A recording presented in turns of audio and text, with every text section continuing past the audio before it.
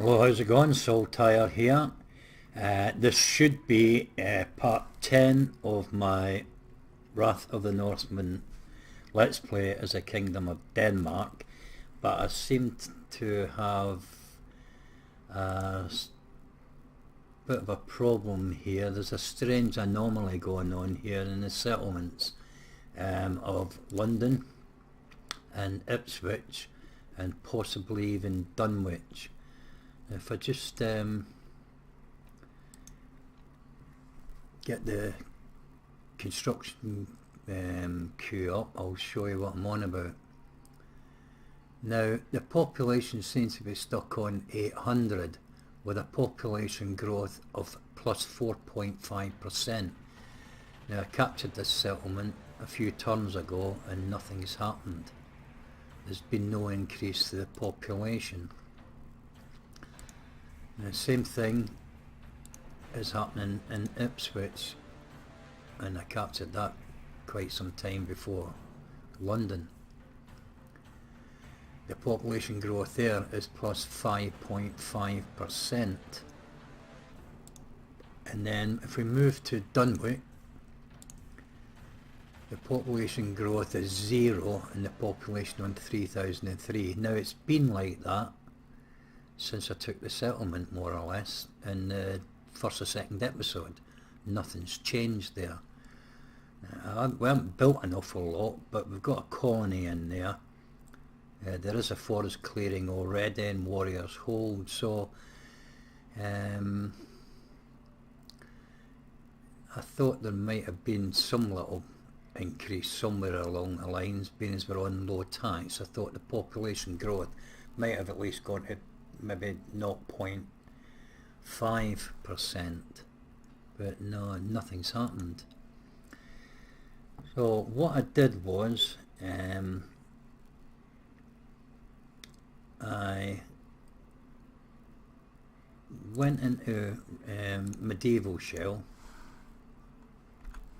and I'll show you what I did. I add population,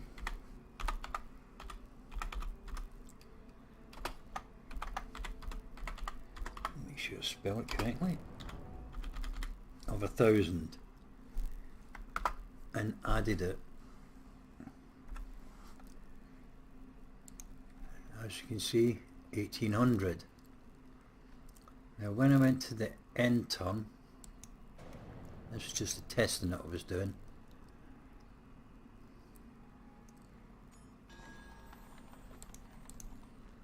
I went back to the settlement scroll again.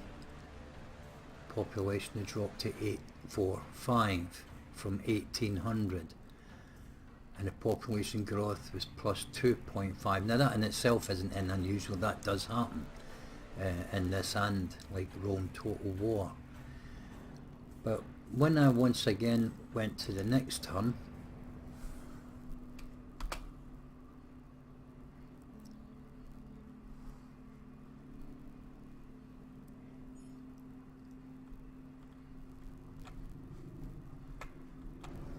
come back to London again, drop down to a population of 800 once more,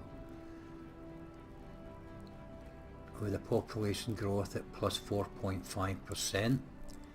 That's 3 more turns. Ipswich is starting to have public order problems, but nothing has changed except the population growth has dropped to just 5%, and Dunwich has just remained the same as where it's always done. So I've contacted Mr. Nygren, the developer, and told him about this, and he suggested it could possibly be that upgrading the buildings consequently upgrades the settlement, and maybe that's what it takes to kick-start the population growth. But thinking on it, my argument is, sorry, let's go back to London. My argument is, well, why would I have a population growth of 4.5%? That in itself is telling you it should grow by that much. So what I did next was I took into account what Mr. Nigan said about the about the buildings, about the construction and building up the settlement and consequently upgrade the settlement. So I added 320,000 florins via the money script in medieval shell, and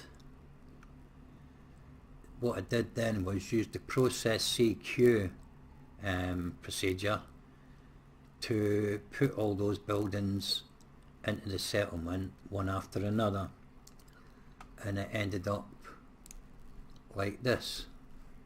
I saved it. So what's happening here?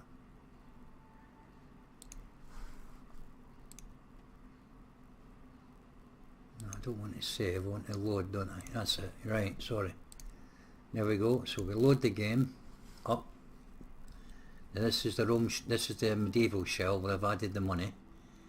I've used the process CQ and put as many buildings and upgrades as possible into London, and the population is still 800. Population growth is 12.5%.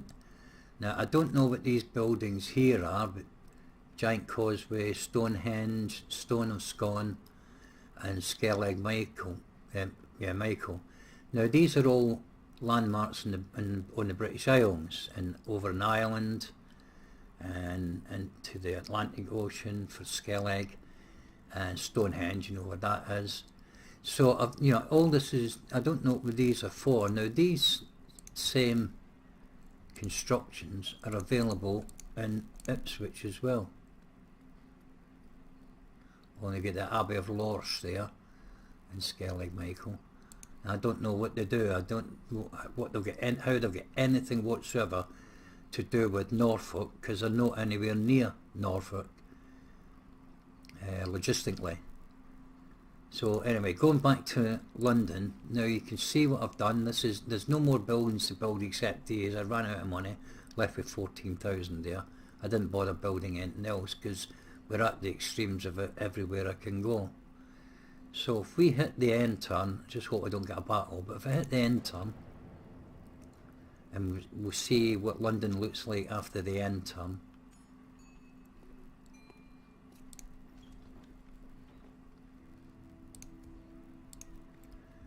And there you have it, still 800, population growth 12.5%, all the buildings and upgrades are all in place, and that's how it is. Ipswich is now gone red, public disorder. I mean, I think you could counter that by recruitment and putting garrison in there. And Dunwich, still the same, nothing changes there.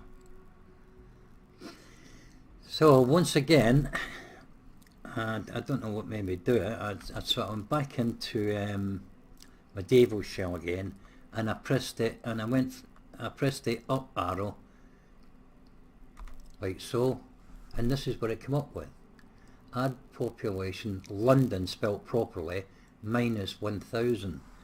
If you press the up arrow again, it gives add population, Middle Anglia town, minus 1,000. Now whether that's got anything to do with it and it's causing a problem with the script, I have no idea, but you have to press enter to implement any of these commands anyway. But I don't know whether they run in the background and that's what's preventing this from happening. So there you have it. I really can't, well, I could continue one way or another, but thing is, you're going to, unless you do the cheats, you'll probably end up with unrest in all these two, well, at least these two settlements anyway, and eventually civil revolt, and it'll just be continuous throughout the gameplay and throughout the campaign, and I don't really want to be bothered with that. It spoils it really, to be honest with you.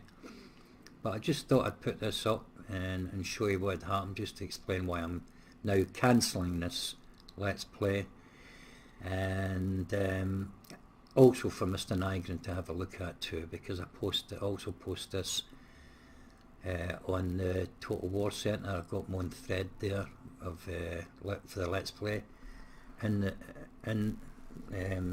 the Last Kingdom thread.